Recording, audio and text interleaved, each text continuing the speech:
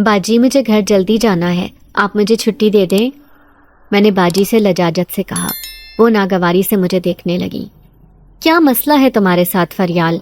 हर दूसरे दिन तुम्हें जल्दी छुट्टी चाहिए होती है। मगर बाजी मैंने घर के सारे काम तो कर लिए हैं, जो जो आपने मुझे बताए थे। अब तो मैं वैसे भी फारिग हूँ। आज मुझे अम्मा की दवाई लाजमी लेकर जानी है। अगर मैं देर से छुट्टी करूँगी, आप तो जानती हैं कि शाम में जल्दी हकीम साहब अपना दवाखाना बंद करके चले जाते हैं। फिर उनके घर से तो कोई दवा मिलती भी नहीं है। अम्मा की फिर पूरी रात बेकरारी में गुजरेगी, मैं भी फिर बेचैन रहूँगी। मैंने तफसील से बताया तो बाजी मुझे देखने लगी थी। अच्छा ठीक है, जल्दी जाओ, मगर कल से ऐसा नहीं होना चाहिए। कल तुम वक्त पर आ जाना। मैं वहाँ से निकलने लगी जब एकदम रुक गई थी। मुझे अपने दिल की बात ज़बान पर लाते हुए शर्म भी आ रही थी और बाजी के गुस्से का भी एहसास था। वो तो बिल्कुल लिहाज भी नहीं करती थी। आसपास और भी मुलाजमाएं थीं। मैं नहीं चाहती थी कि मेरी बेइज्जती का सामान उन मुलाजमाओं के सामने बने, मगर क्या करती, बात करना मजबूरी थी। बाजी मुझे पैसे भी चाहिए। मेरी बात पर वो गहरी सांस लेकर रह गई थी। खिलाफ मामूल वो खामोश थी, किसी रद्द अमल का इजहार भी नहीं किया था। अपने कमरे में चली गई तो मैंने सुख का सांस लिया कि आज उन्होंने मुझे कुछ कहा नहीं। वो वापस आई तो उनके हाथ में एक गरम चादर थी। वो कहने लगी, ये चादर भी तुम ले लो और ये पैसे भी ले लो। मैं उनका शुक्रिया अदा करके घर से बाहर निकल कर आ गई थी। बाजी कभी कभी ऐसा ही करती थी। कभी तो हैरान कर दिया करती और कभी कभी ज़रा ज़रा सी बात पर डांट दिया करती और कभी कभी तो मेहरबान होती जैसे उनके अलावा कोई खैरख्वाह हो ही ना। इस वक्त मैंने दिल से बाजी का शुक्रिया अदा किया।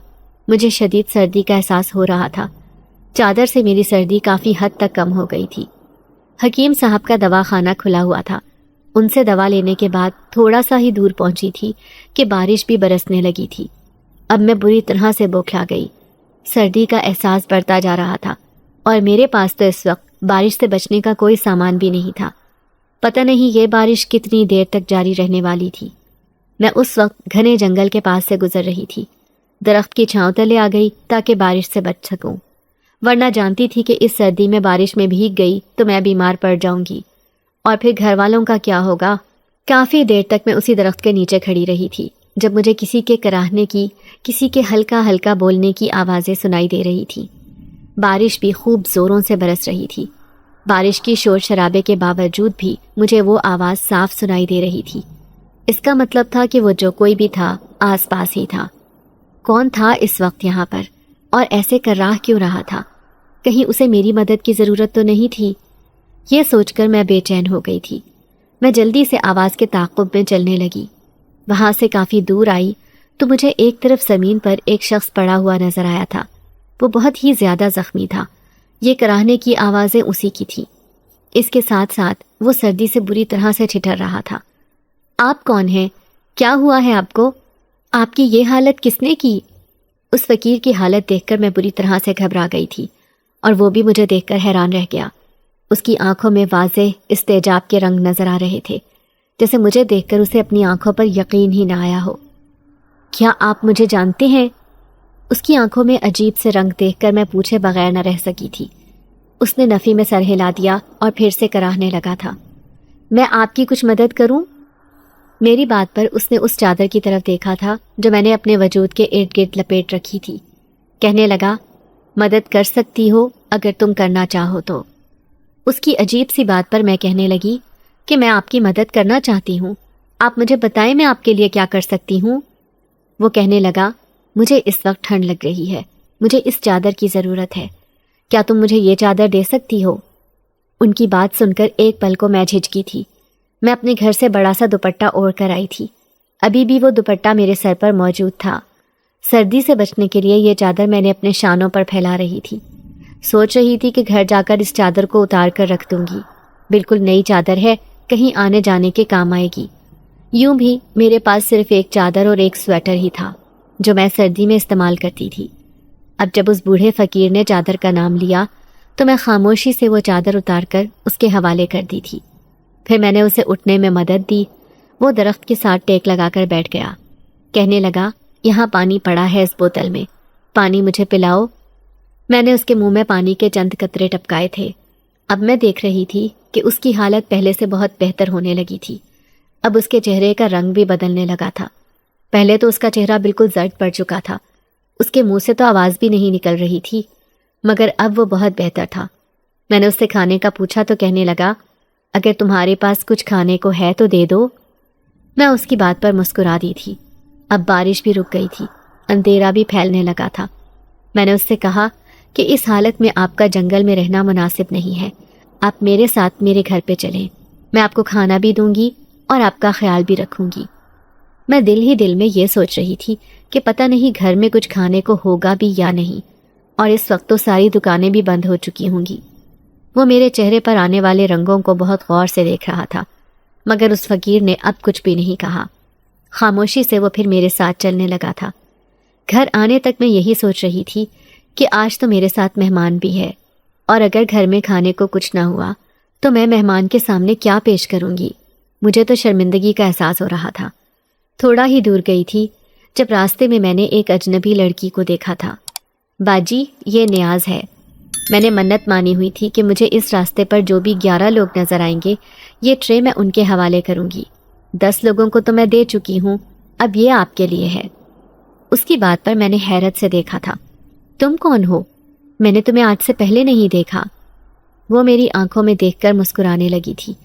اس کی آنکھوں سے مجھے عجیب سا خوف محسوس ہوا تھا۔ پھر وہ کہنے لگی، میں اس گاؤں میں نئی آئی ہوں، میرا چھوٹا بھائی بیمار رہتا ہے، ہم نے اسی کے لیے یہ منت مانی ہوئی تھی۔ میں نے اس کے ہاتھ سے وہ ٹرے لے لی تھی۔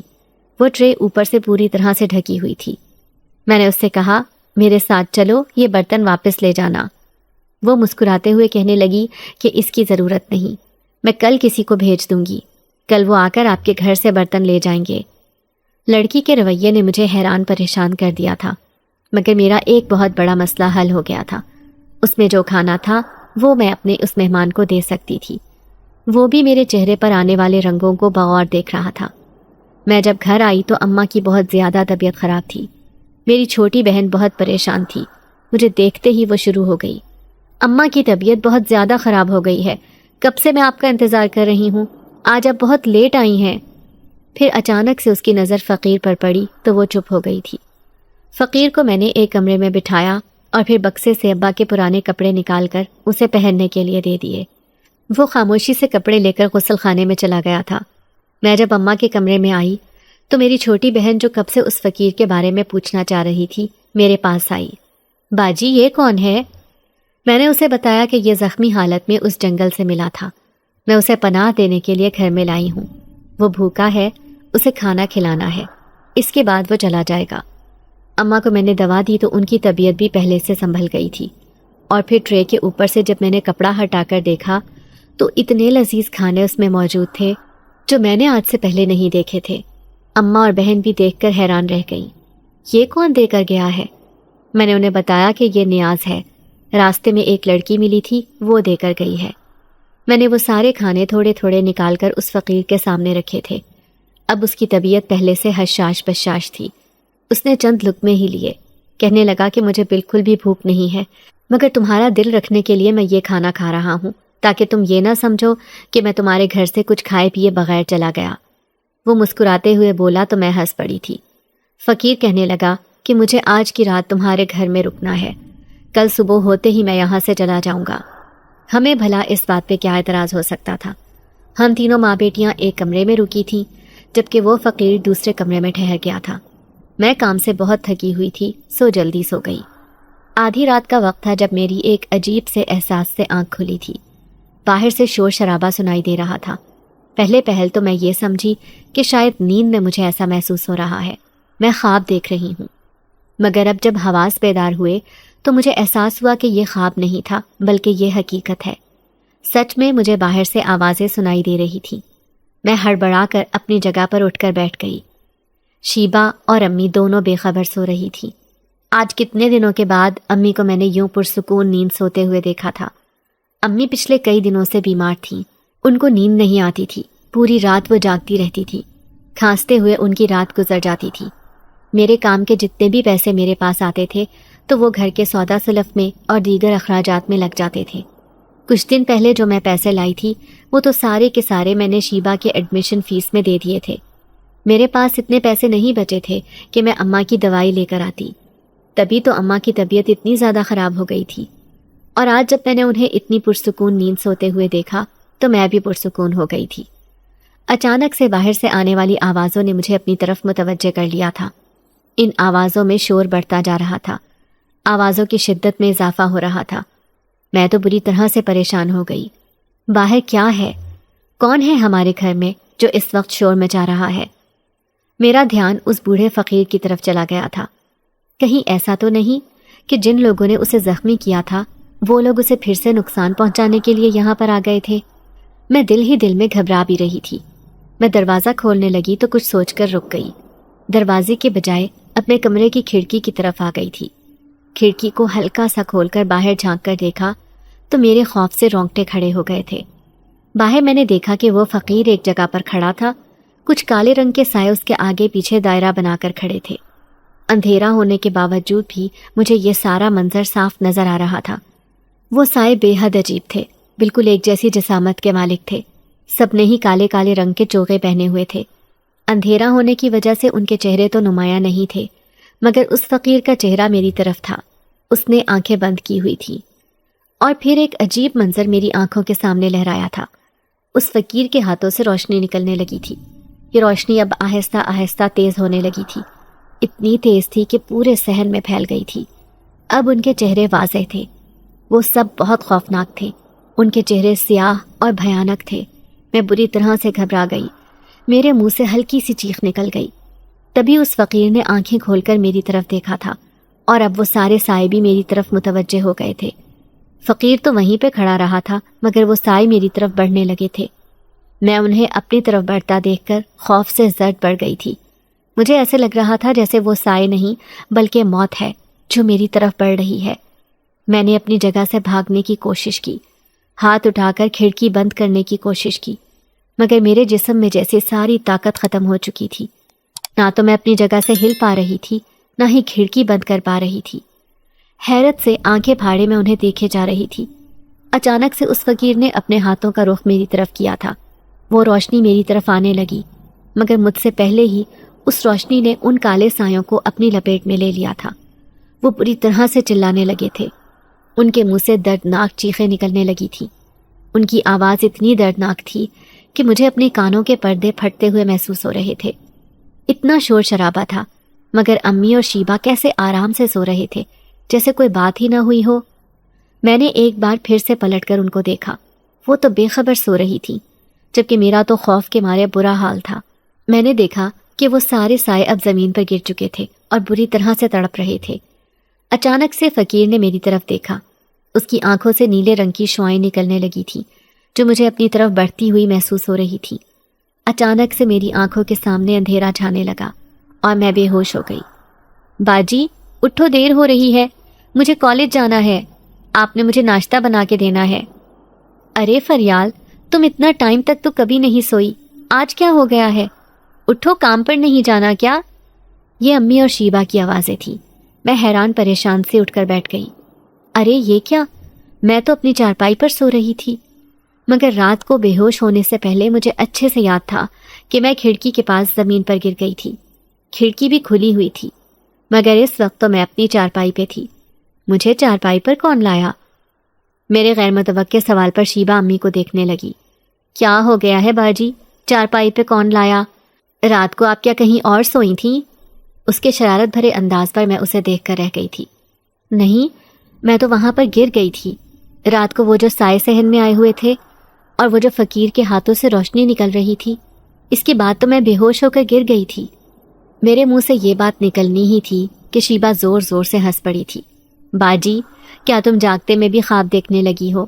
اماں دیکھیں ذرا باجی کو، کیسی بہکی بہکی باتیں کر رہی ہیں۔ اماں بھی مسکرا رہی تھی۔ تم نے ضرور کوئی خواب دیکھا ہوگا فریال، تم کب سے چھوٹی چھوٹی باتوں کو خود پر سوار کرنے لگی ہو؟ مگر اماں، میں سچ کہہ رہی ہوں، کل جو فقیر گھر میں آیا تھا، میں نے دیکھا کہ رات کو وہ صحن میں کھڑا تھا، اس کے آس پاس بہت سارے سائے تھے اور اس کے ہاتھوں میں سے روشنی نکل رہی تھی۔ اماں اور شیبہ ایک دوسرے کو دیکھنے لگی۔ کیسی عجیب باتیں کر رہی ہو تم؟ کون سا فقیر؟ کس فقیر کی بات کر رہی ہو تم؟ اب میں نے اماں کو حیرت بھری نظروں سے دیکھا تھا۔ اماں کل جو میرے ساتھ گھر میں آیا تھا، جسے میں نے کھانا دیا تھا، اس وقت ان کی بات کر رہی ہوں۔ وہ دونوں ہنسنے لگی تھی۔ تم پتہ نہیں اتنی عجیب باتیں کیوں کرنے لگی ہو، کل تمہارے ساتھ کوئی بھی نہیں آیا تھا۔ اماں اور شیبا کی بات پر میں جتنا حیران ہوتی کم تھا۔ وہ دونوں اس بات کو بھول کیوں گئی تھی کہ کل میرے ساتھ کوئی آیا تھا؟ یہ بات کوئی اتنی پرانی تو نہیں تھی کہ وہ اتنی آسانی سے بھول جاتی۔ ایک دن پہلے کی ہی تو بات تھی۔ اماں آپ بنا۔ میں حیران پریشان سی اٹھ کر کچن میں آ گئی تھی، ناشتہ بنانے لگی تھی۔ ایک تو رات والے خوفناک واقعات، اوپر سے اماں اور شیبا کی باتیں مجھے حیران پریشان کر رہی تھیں۔ میں بظاہر تو ناشتہ بنانے میں مصروف تھی، مگر میرا ذہن کچھ اور ہی سوچ رہا تھا۔ رات کے واقعات کا خوف ابھی تک میرے ذہن پر چھایا ہوا تھا۔ شیبا کی باتیں اور اماں کی مسکراہٹ کے باوجود میں جانتی تھی کہ جو کچھ میں نے دیکھا وہ کوئی خواب نہیں تھا۔ میرے دل میں بار بار یہی سوال اٹھ رہا تھا، وہ فقیر کہاں گیا؟ کیا وہ واقعی ایک عام انسان تھا یا کچھ اور؟ جلدی جلدی گھر کے کام نپٹائے اور باہر نکلی۔ بارش کے بعد کی ہوا میں ایک عجیب سی خنکی تھی، لیکن ساتھ ہی سکون بھی محسوس ہو رہا تھا۔ مجھے کام پر جانے سے دیر ہو رہی تھی، مگر اس سے پہلے میں اپنا شک دور کرنا چاہتی تھی۔ اگر اماں اور شیبا کی باتیں سچ تھیں تو وہاں سے وہ نشانات مٹ چکے ہوں گے۔ میں جنگل کے راستے پر جانے کا فیصلہ کر چکی تھی۔ کچھ نہ کچھ تو پتہ لگانا ہی تھا۔ جب میں اس جگہ پر پہنچی جہاں وہ فقیر زخمی حالت میں ملا تھا تو زمین پر اس کے خون کے نشانات اب بھی موجود تھے، مگر وہ کہیں نظر نہیں آ رہا تھا۔ اس کا مطلب تھا کہ فقیر مجھے کل یہاں پر ملا تھا، مگر صبح وہ گھر سے غائب ہو چکا تھا۔ اماں اور شیبا کا کہنا تھا کہ کل میرے ساتھ کوئی گھر پہ نہیں گیا۔ یہ میرے ساتھ ہو کیا رہا تھا؟ اچانک پیچھے سے کسی نے میرا نام پکارا۔ میں نے مڑ کر دیکھا تو وہی لڑکی کھڑی تھی جو کل رات نیاز دے کر گئی تھی۔ تم یہاں کیا کر رہی ہو؟ اس نے مسکرا کر پوچھا۔ میں ایک فقیر کو تلاش کر رہی ہوں، وہ کل رات یہاں تھا لیکن اب غائب ہے، میں نے ہچکچاتے ہوئے کہا۔ میں دل ہی دل میں یہ بھی سوچ رہی تھی کہ یہ لڑکی یہاں تک کیسے پہنچی۔ وہ گہری نظروں سے مجھے دیکھنے لگی، جیسے میری باتوں کو سمجھنے کی کوشش کر رہی ہو۔ پھر دھیمی آواز میں بولی، وہ فقیر کوئی عام انسان نہیں تھا، تمہیں یہ بات اب تک سمجھ آ جانی چاہیے تھی۔ رات کو جو کچھ تم نے دیکھا وہ سب معمولی نہیں تھا۔ تم کہنا کیا چاہ رہی ہو؟ میں نے حیرت سے پوچھا۔ اسے کیسے معلوم ہوا کہ رات کو میرے ساتھ کچھ ہوا تھا؟ اس سے زیادہ بھی تمہارے ساتھ عجیب و غریب واقعات پیش آنے والے ہیں۔ بہت سارے جنات ہیں جو تمہارے راستے میں آئیں گے، کچھ تمہارے خیر خواہ بھی ہوں گے اور تمہارے دشمن بھی ہوں گے۔ اور وہ جو فقیر تمہیں ملا تھا، وہ جو جنات کا شہزادہ تھا، تمہیں اس سے خوفزدہ ہونے کی ضرورت نہیں ہے، وہ تمہیں نقصان پہنچانا نہیں چاہتا۔ میری آنکھیں حیرت سے پھیل گئیں۔ جنات کا شہزادہ؟ میرے ساتھ جنات کا کیا لینا دینا؟ اور وہ کالے سائے، وہ کیا تھے؟ وہ لڑکی ایک قدم قریب آئی تھی، پھر سرگوشی میں بولی، وہ کالے سائے تمہیں نقصان پہنچانے آئے تھے، کیونکہ تمہارے اندر ایک خاص روشنی ہے جو تاریکی کو ختم کر سکتی ہے۔ تمہاری زندگی عام نہیں رہی ہے فریال، تمہیں بہت کچھ جاننا اور سیکھنا باقی ہے، بلکہ سمجھو کہ تمہاری زندگی اب شروع ہوئی ہے۔ مجھے کچھ سمجھ نہیں آ رہا، میں نے بے بسی سے کہا۔ وقت کے ساتھ سب کچھ واضح ہو جائے گا، لیکن ایک بات یاد رکھو، جنات کا شہزادہ تمہاری حفاظت کے لیے واپس آئے گا جب تمہیں اس کی سب سے زیادہ ضرورت ہوگی۔ یہ کہہ کر وہ لڑکی وہاں سے چلی گئی، جبکہ میں وہیں کھڑی حیرت اور خوف کے ملے جلے جذبات کے ساتھ سوچتی رہ گئی۔ گھر واپس آئی تو اماں اور شیبا مجھے دیکھ کر پریشان ہو گئیں۔ میں نے ان سے کچھ نہیں کہا، لیکن میرے دل میں ایک عزم پیدا ہو چکا تھا۔ اب مجھے اپنی زندگی کے مقصد کو جاننا تھا اور اس روشنی کے راز کو سمجھنا تھا جو میرے اندر تھی۔ وہ سب باتیں معمولی نہیں تھیں۔ اب میرا کام پر جانے کو دل نہیں چاہ رہا تھا، ویسے بھی بہت دیر ہو گئی تھی، تبھی میں واپس گھر آ گئی۔ گھر آنے کے بعد بھی میرے دل میں عجیب سی بے چینی تھی۔ اماں اور شیبا نے مجھے کئی بار بلایا، لیکن میں ان کے سوال کا جواب دینے کے بجائے خاموشی سے اپنے بستر پر جا بیٹھی۔ میرے ذہن میں اس لڑکی کی باتیں گونج رہی تھیں۔ تمہارے اندر ایک خاص روشنی ہے جو تاریکی کو ختم کر سکتی ہے۔ اب تمہاری زندگی نئے سرے سے شروع ہونے والی ہے۔ مجھے سمجھ میں نہیں آ رہا تھا کہ یہ سب میرے ساتھ کیوں ہو رہا تھا۔ میں تو ایک عام سی لڑکی تھی جس کی زندگی گھر کے کاموں اور ماں کی بیماری کے درمیان الجھی ہوئی تھی۔ پھر یہ جنات کا شہزادہ، کالے سائے اور یہ روشنی، آخر یہ سب کیا ہے؟ رات کو جب سب سو چکے تھے، میں نے ایک بار پھر وہی خواب دیکھا۔ خواب میں وہی فقیر نظر آیا لیکن اس بار وہ زخمی نہیں تھا۔ اس نے سفید چمکدار لباس پہنا ہوا تھا اور اس کے ہاتھ میں ایک روشن دیا تھا۔ وہ مجھ سے بولا، فریال، تمہارے اندر وہ طاقت ہے جسے تم اور یہ دنیا نہیں جانتی۔ یہ طاقت تمہیں بچا بھی سکتی ہے اور یہ طاقت خطرے میں بھی ڈال سکتی ہے۔ تمہارے دشمن ہر طرف ہیں اور تمہیں اپنی حفاظت کرنا سیکھنا ہوگا۔ میں نے گھبرا کر پوچھا، مگر یہ سب کیوں ہو رہا ہے؟ میں تو ایک عام انسان ہوں، آج سے پہلے تو میرے ساتھ ایسا کچھ بھی نہیں ہوا۔ فقیر مسکرایا، تمہاری قسمت عام نہیں رہی ہے، تمہیں وہ راہ دکھانے کے لیے بھیجا گیا ہے جو دوسروں کے لیے روشنی بنے گی، لیکن اس راہ میں بہت سے اندھیرے ہیں اور تمہیں ان سے لڑنا ہوگا۔ اس سے پہلے کہ میں مزید کچھ پوچھتی، فقیر کا چہرہ دھندلا ہونے لگا اور اچانک میں جاگ گئی۔ میرے ماتھے پر پسینہ تھا اور دل تیزی سے دھڑک رہا تھا۔ صبح ہوتے ہی اماں نے مجھے بلایا۔ وہ کافی بہتر لگ رہی تھی۔ شیبہ بھی خوش تھی کیونکہ اماں کے چہرے پر مسکراہٹ تھی جو پچھلے کئی دنوں سے غائب تھی۔ میں نے اماں سے کہا کہ میں کام پر نہیں جا سکتی، میرا دل نہیں چاہ رہا، طبیعت عجیب سی ہے۔ شیبہ نے ہنستے ہوئے کہا، باجی آپ آج کل بہت عجیب ہو گئی ہیں، کیا کوئی خواب دیکھ لیا ہے؟ میں نے اس کی بات کا جواب نہیں دیا اور باہر نکل گئی۔ میرا ارادہ اس گاؤں کے بزرگ حکیم صاحب سے ملنے کا تھا۔ وہ ایک دانا انسان تھے اور اکثر گاؤں کے لوگوں کے مسائل حل کرتے تھے۔ یہ ساری باتیں مجھے کسی کو تو بتانی تھیں، اور حکیم صاحب سے بہتر اور کوئی انسان نہیں تھا جو میری مدد کرتا۔ خوش قسمتی سے وہ اپنے دواخانے پر اکیلے تھے۔ میں نے ساری باتیں انہیں بتا دیں۔ حکیم صاحب نے میری بات سن کر گہری سانس لی۔ فریال، جو کچھ تم کہہ رہی ہو وہ معمولی بات نہیں ہے۔ تمہیں یہ جاننا ہوگا کہ تم میں خاص بات کیا ہے۔ تمہارے اندر کون سی ایسی روشنی ہے جو صرف ان لوگوں کو نظر آتی ہے جو روحانی دنیا سے جڑے ہوتے ہیں، اور تم کیسے اس روشنی کو استعمال کر سکتی ہو؟ جب میں نے تمہیں پہلی بار دیکھا تھا تو مجھے بھی احساس ہوا تھا کہ تم کچھ خاص ہو۔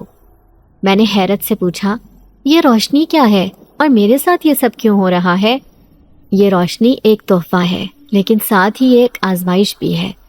جو سائے تم نے دیکھے وہ تمہارے دشمن ہیں، کیونکہ تم ان کے راستے میں رکاوٹ بننے والی ہو۔ تمہیں اپنی حفاظت کرنی ہوگی۔ اگلی رات جیسے ہی میں سوئی، مجھے اچانک شور کی آواز سنائی دی۔ میں نے کھڑکی سے جھانکا تو وہی کالے سائے ہمارے گھر کے ارد گرد گھوم رہے تھے۔ ان کے ہاتھوں میں آگ کے شعلے تھے اور وہ ہماری طرف بڑھ رہے تھے۔ میرا دل خوف سے کانپنے لگا۔ میں نے اماں اور شیبہ کو جگانے کی کوشش کی، لیکن وہ بے خبر سو رہی تھی۔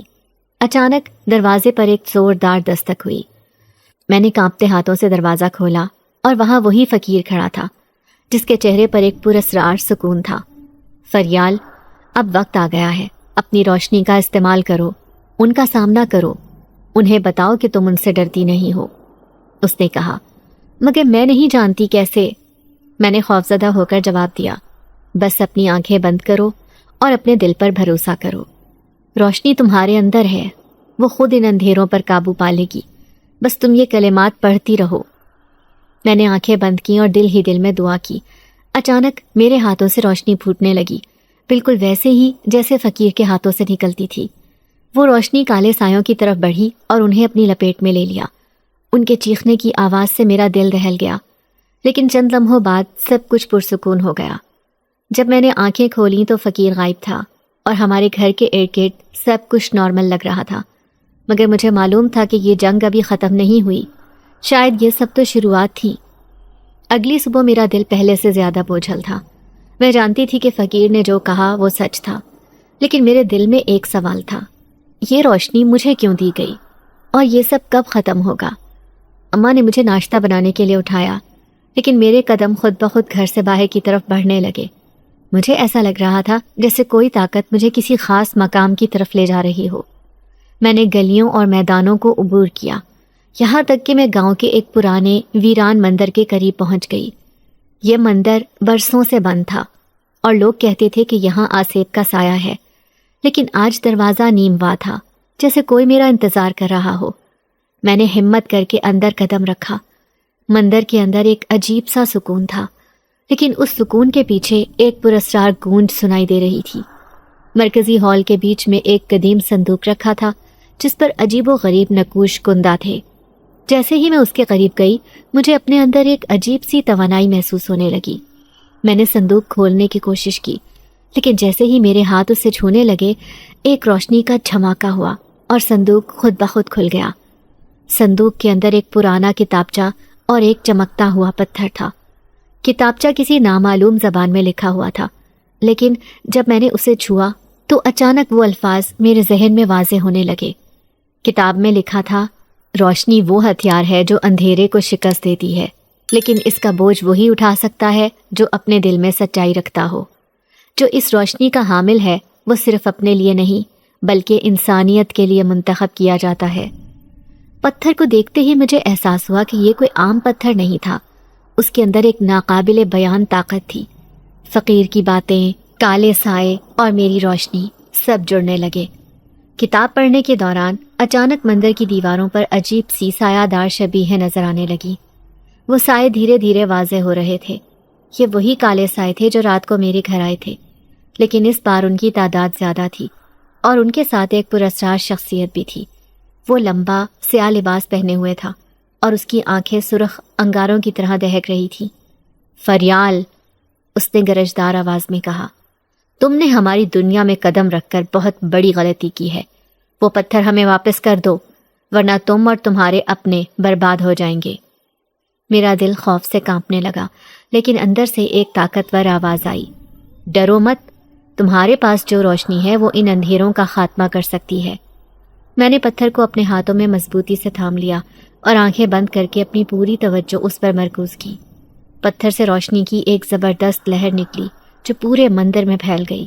سائے چیخنے لگے اور ایک ایک کر کے غائب ہونے لگے، لیکن وہ پراسرار شخصیت اپنی جگہ پر کھڑی رہی۔ یہ صرف آغاز ہے فریال، اس نے کہا، تم یہ مت سمجھنا کہ تم جیت چکی ہو۔ میں تمہارے جیسے بہتوں کو دیکھ چکا ہوں، لیکن کوئی بھی ہماری دنیا کے اندھیروں کو مکمل طور پر ختم نہیں کر سکا۔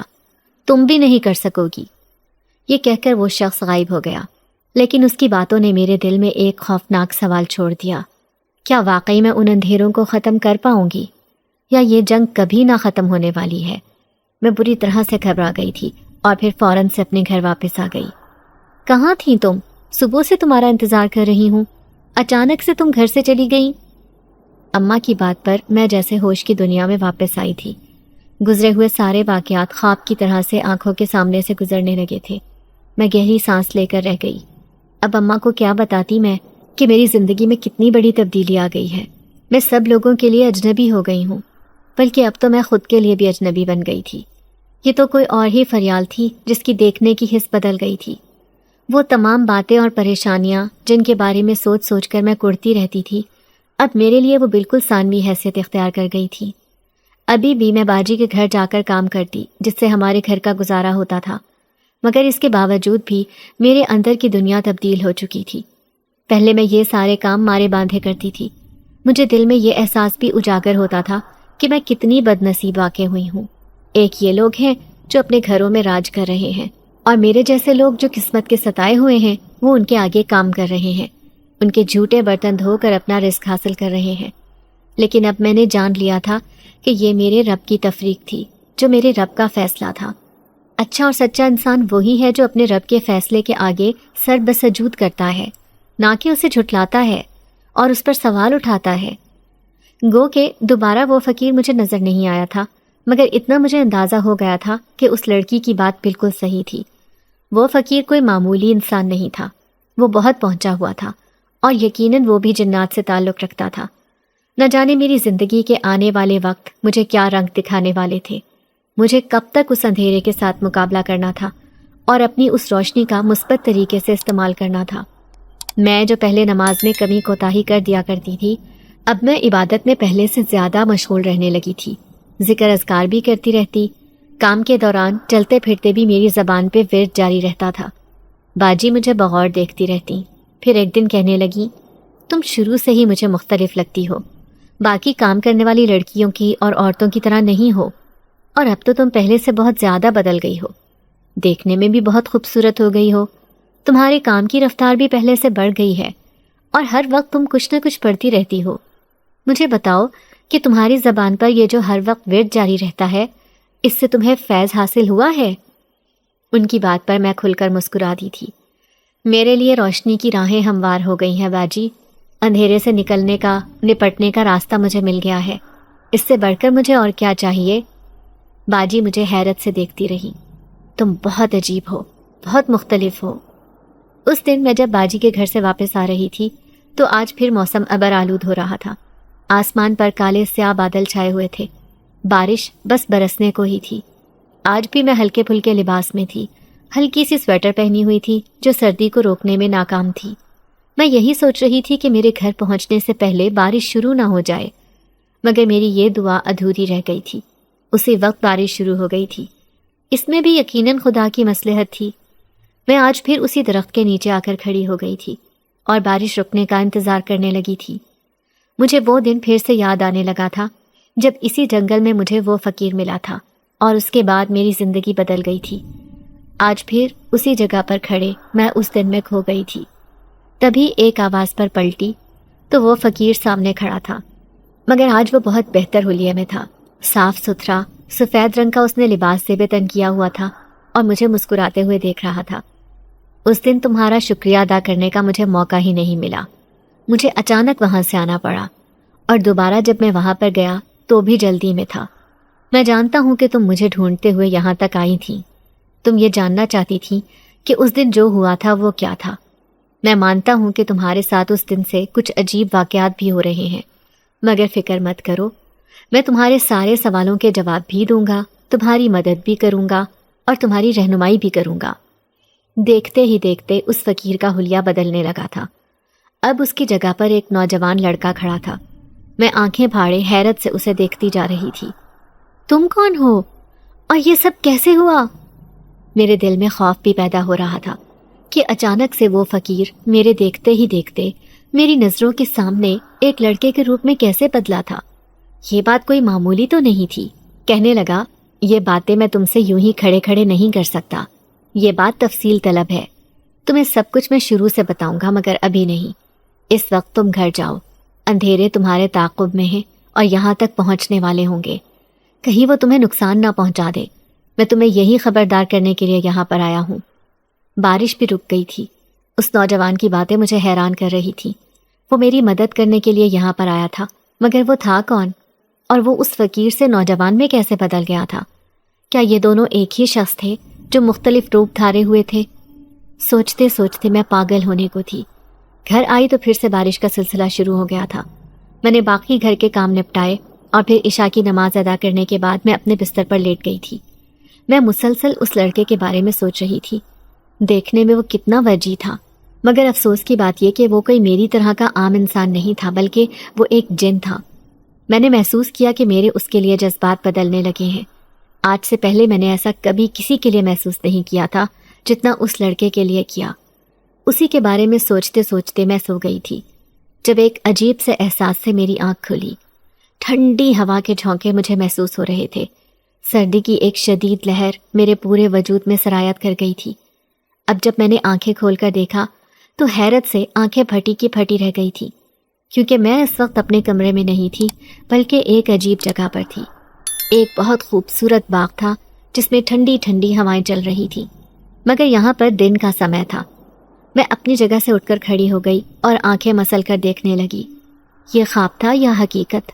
मैं तो अपने घर में सो रही थी, अचानक से यहाँ पर कैसे आ गई? तभी मुझे अपने पीछे वो चाप सुनाई दी। तुम्हें मैं यहाँ पर लाया हूँ तुम्हारे साथ बातें करने के लिए। कुछ ज़रूरी मालूमात हैं जो मैं तुम्हें देना चाहता हूँ। उस आवाज़ पर मैं वापस पलटी तो ये वही लड़का था जो मुझे जंगल में मिला था। उसके चेहरे पर वही मेहरबान मुस्कुराहट थी और वैसा ही सफ़ेद उजला लिबास उसने ज़ेबेतन किया हुआ था। वो वहाँ पर एक बेंच पर बैठ गया। मुझे भी अपने साथ बैठने का इशारा किया। मैं झिझकते हुए उसके साथ बैठ गई थी। दिल में तजस्सुस था, जहन में तरह तरह के सवाल थे। ये लड़का मुझे यहाँ कैसे लेकर आया? वो भी जैसे मेरे चेहरे से मेरे सवाल को पढ़ रहा था। क्या तुम्हें अभी तक अंदाज़ा नहीं हुआ कि हम तुम्हारी तरह के आम इंसान नहीं हैं? हम जिन्नात से ताल्लुक़ रखते हैं। उसकी बात पर मैंने हाँ में सर हिला दिया था। कहने लगा, ज़िंदगी अजायबात का मजमुआ है। ऐसे ऐसे हैरत अंगेज़ वाक़यात ज़िंदगी में होते हैं, हमारी आंखों के सामने आते हैं, जिन्हें अकल तस्लीम करने से इनकार कर देती है, मगर उन्हें झुटला नहीं सकती, क्योंकि हकीकत को कोई भी बदल नहीं सकता। एक ये भी हकीकत है कि हम जिन्नात में से हैं, मगर फ़िक्र मत करो, हम तुम्हारे खैर ख़्वाह हैं। ہم تمہیں کبھی نقصان نہیں پہنچائیں گے، اور یوں بھی تم جس مصیبت میں مبتلا ہوئی ہو وہ ہماری ہی وجہ سے ہوئی ہو۔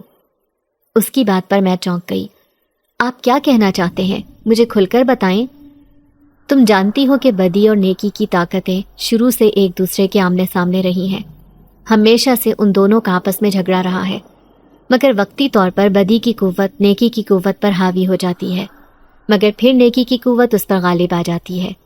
جیسے دنیا میں اچھے جنات ہیں جو لوگوں کی مدد بھی کرتے ہیں، ویسے ہی برے جنات بھی ہیں جو شیطان کے ماننے والے ہیں، اور اس کی مان کر انسانوں کے ساتھ ساتھ جنات کو بھی تنگ کرتے ہیں، انہیں راستے سے بھٹکانے کی کوشش کرتے ہیں، ان کے لیے مشکلات کھڑی کرتے ہیں۔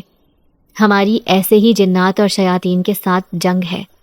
اس دن جو تمہیں فقیر وہاں پر ملا تھا وہ میں ہی تھا۔ اس دن میری شیاطین کے ساتھ جنگ جاری تھی۔ اس وقت میں وہاں پر اکیلا تھا، میرے ساتھی کچھ زخمی ہو چکے تھے، کچھ شہید ہو چکے تھے۔ میں اکیلا وہاں سے جان بچا کر بھاگا تھا، کیونکہ میں جانتا تھا کہ میں اس وقت کمزور ہو گیا ہوں، زخموں سے نڈھال ہوں، میں اس وقت ان کا مقابلہ نہیں کر سکوں گا۔ تبھی میں وہاں سے جان بچا کر بھاگا تھا اور جنگل میں آ کر پناہ لی تھی۔ مجھے امید نہیں تھی کہ میں بچ پاؤں گا، کیونکہ میں اس قدر شدید زخمی تھا کہ میں اپنی تمام تر کوشش کے باوجود بھی اپنی طاقتوں کو استعمال نہیں کر پا رہا تھا۔ اور پھر تم میرے پاس آئی۔ تمہیں دیکھ کر میں حیران رہ گیا، کیونکہ تمہارے آس پاس روشنی کا حالہ تھا، وہ نیکی کی روشنی تھی۔ تم نے زندگی میں کبھی کسی کے ساتھ برا سلوک نہیں کیا، ہمیشہ لوگوں کی مدد ہی کی، خود تنگ دستی میں محنت مزدوری کر کے اپنی ماں کی خدمت کی، بہن کو بھی اپنی استطاعت کے مطابق پڑھایا لکھایا۔ کتنے لوگوں نے تمہیں راستے سے بھٹکانے کی کوشش کی، تمہیں اپنی طرف مائل کیا، مگر تم نے سیدھا راستہ نہیں چھوڑا، اور یہی وجہ تھی کہ تمہارے ارد گرد وہ روشنی کی شعائیں تھیں جنہوں نے تمہیں میری طرف متوجہ کیا تھا، جن کی وجہ سے تم مجھ تک پہنچی تھی۔ تبھی میں تمہیں دیکھ کر حیران رہ گیا تھا کہ ایک انسان ہو کر تم نے میری موجودگی کو کیسے پا لیا تھا۔ تم جب میرے پاس آئی تو تمہاری روشنی کی طاقت سے مجھے بھی طاقت کا احساس ہوا تھا، میرے جسم میں قوت محسوس ہونے لگی تھی۔ تبھی میں نے تم سے وہ چادر لے لی تھی، اور وہ چادر لینے کی دیر تھی، آہستہ آہستہ میرے زخم مندمل ہونے لگے تھے۔ میں ایک دم سے تمہاری نظروں کے سامنے سے روپوش نہیں ہو سکتا تھا، تبھی میں تمہارے ساتھ تمہارے گھر آ گیا تھا۔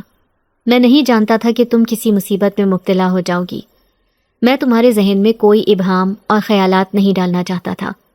تبھی میں خاموشی سے وہاں سے تمہارے گھر آ گیا، اور جب تمہارے چہرے سے مجھے معلوم ہوا کہ تم میری خاطرداری کی وجہ سے پریشان ہو، تو پھر میں نے اپنی ایک کنیز کو وہاں پر حاضر ہونے کو کہا تھا۔ اس وقت میں آدھی سے زیادہ طاقتوں کو استعمال کرنے کے قابل ہو گیا تھا، اور اس کی وجہ تھی تم۔ تمہارے گھر آیا تو رات کو مجھے احساس ہوا کہ گھر میں کچھ غیر معمولی ہے۔ اس وقت میں نے گھر میں کالے سایوں کو اترتے دیکھا تھا۔ میں نے اپنے ارد گرد حصار باندھ لیا تھا۔ وہ کالے سائے میری موجودگی سے بے خبر تھے، وہ یہ نہیں جان پا رہے تھے کہ میں اس وقت وہاں پر موجود ہوں۔ جب انہیں میں نے تمہاری طرف بڑھتے دیکھا تو میں ٹھٹک گیا تھا۔ انہیں اندازہ ہو گیا تھا کہ تم نے میری مدد کی ہے، اور تم میں بھی روشنی کی قوت ہے۔ اگر تم میری مدد نہ کرتی تو شاید وہ کالے سائے اتنی آسانی سے تم تک نہ پہنچتے۔ وہ شیطان کے پجاری تھے، روشنی کو اور اچھے لوگوں کو ختم کرنا ہی ان کا اہم مشن ہے۔ تب میں نے انہیں اپنی طرف متوجہ کر لیا، تمہارے اور ان کے درمیان آ گیا، اور انہیں میں نے ختم کر دیا۔ تمہارے گیٹ میں نے حصار باندھ لیا تھا۔ اب یہ جو نیکی اور بدی کی جنگ ہے، تم بھی اس جنگ میں شامل ہو گئی ہو۔ تمہیں بہت محتاط ہو کر رہنا ہوگا، ہر وقت اپنا حصار رکھنا ہوگا، مسنون دعاؤں کو اہتمام سے کرنا ہوگا، اور جب بھی کسی مجبور انسان کو پریشان دیکھو گی تو تم نے اس کی مدد کرنی ہے، کیونکہ لوگوں کے زیادہ تر مسائل ان کالے سایوں کی وجہ سے ہوتے ہیں، جو ان سے برے اعمال کرواتے ہیں، پھر اعمال کی سیاہی کی وجہ سے ان کی زندگی میں مشکلات آتی ہیں۔ اگر تم ایسے لوگوں کی مدد کرو گی، انہیں اللہ کے راستے پر چلاؤ گی، انہیں روشنی کی قوت دکھاؤ گی، تو تمہاری طاقتیں بڑھتی جائیں گی، پھر وہ تمہارے کالے سائے تمہارے سامنے کمزور پڑتے جائیں گے، وہ تمہیں کوئی نقصان نہیں پہنچا سکیں گے۔ میں نے اس کی ساری باتوں کو غور سے سنا تھا۔ اب مجھے خوشی کا احساس ہو رہا تھا کہ میں نے انجانے میں ایک بہت بڑی نیکی کی تھی، جس سے میری زندگی بدل گئی تھی۔ اب مجھے دوبارہ پھر سے زوردار جھٹکا لگا تو میں اپنے کمرے میں تھی، مگر اب میں اپنے پورے وجود میں ایک توانائی سی دوڑتے ہوئے محسوس کرنے لگی تھی۔ اس جن نے تو میری زندگی بدل دی تھی، مجھے جینے کا نیا ڈھنگ سکھا دیا تھا۔ آج تک تو میں 2 وقت کی روٹی کے مسائل میں ہی الجھی ہوئی تھی، اب مجھے پتہ چلا تھا کہ زندگی کا سب سے اہم مسئلہ یہ نہیں ہے. زندگی کا سب سے اہم مسئلہ یہ ہے کہ آپ اپنے ایمان کی حفاظت کریں، نیکی کے راستے پر چلیں اور ایمان کی موت مریں. اس کی بات پر عمل کرتے ہوئے میں جس انسان کو بھی مشکل میں دیکھتی اسے اللہ کے راستے پر چلنے کی دعوت دیتی، ہر ممکن حد تک اس کی مدد کرتی. کتنے ہی لوگ میرے ساتھ اس روشنی کے سفر میں چل نکلے تھے. ایسا نہیں تھا کہ سفر آسان تھا، مجھے مشکلات نہیں دیکھنے کو ملی. میری زندگی میں کبھی کبھی بہت ساری مشکلات آئی تھیں. ان کی وجہ سے مجھے لگا کہ میں اب زندہ نہیں بچوں گی، شاید میں آگے چل نہیں پاؤں گی. مگر وہ مشکلات بھی جیسے ریت کا گھروندا ثابت ہوئیں. جلد ہی ساری مشکلات حل ہو جاتی تھیں. اب میں نے لوگوں کے گھروں میں کام کرنا چھوڑ دیا تھا، بلکہ اپنے گھر میں ایک چھوٹی سی پرچون کی دکان ڈال لی تھی. شروع میں تو میں نے کم پیسوں سے یہ کام شروع کیا تھا، مگر اب وقت گزرنے کے ساتھ ساتھ اس میں برکت آتی جا رہی تھی. محلے کے تمام لوگ میرے ساتھ تعاون کر رہے تھے. وہ تمام ضرورت کی چیزیں مجھ سے ہی لے کر جاتے تھے اور یوں میرا کام بھی چل نکلا تھا. چھوٹی بہن بھی پڑھ لکھ کر جاب کرنے لگی تھی. اماں اٹھتے بیٹھتے ہم دونوں کی شادی کے بارے میں فکر مند رہتی اور میں انہیں مسکراتے ہوئے یہ کہہ کر ٹال دیتی کہ جب شادی ہونا ہوگی تو ہو جائے گی، آپ پریشان نہ ہوں. میں نے چھوٹی بہن کی شادی کر دی تھی، خود اماں کے ساتھ ان کی خدمت کرنے کے لیے اسی گھر میں موجود تھی. اماں اٹھتے بیٹھتے میری شادی کا تذکرہ کیے جاتی. وہ میری وجہ سے بہت پریشان تھی. اب میں انہیں کیا بتاتی کہ میں نے زندگی میں جو اہم کام شروع کیا ہے، جب تک اس سے کسی کنارے نہ لاتی تب تک میں شادی جیسے بندھن میں بندھنا نہیں چاہتی تھی، کیونکہ اس کے بعد بہت ساری ذمہ داریاں میرے اوپر آ پڑتی اور شاید میں اس ذمہ داری کو اچھے سے نبھا نہ سکتی. آج بھی اکثر رات کو وہ کالے سائے میرے گھر کے صحن میں اترتے ہیں، مگر پھر جلد ہی میرے اندر کی روشنی سے خائف ہو کر وہ وہاں سے بھاگ جاتے ہیں. اور یہ اس دن ہوتا ہے جب میں کسی انسان کی مدد کرتی ہوں، جب اسے اللہ کے راستے پر چلاتی ہوں. یہ بات شیطان اور اس کے چاہنے والوں کو بہت بری لگتی ہے.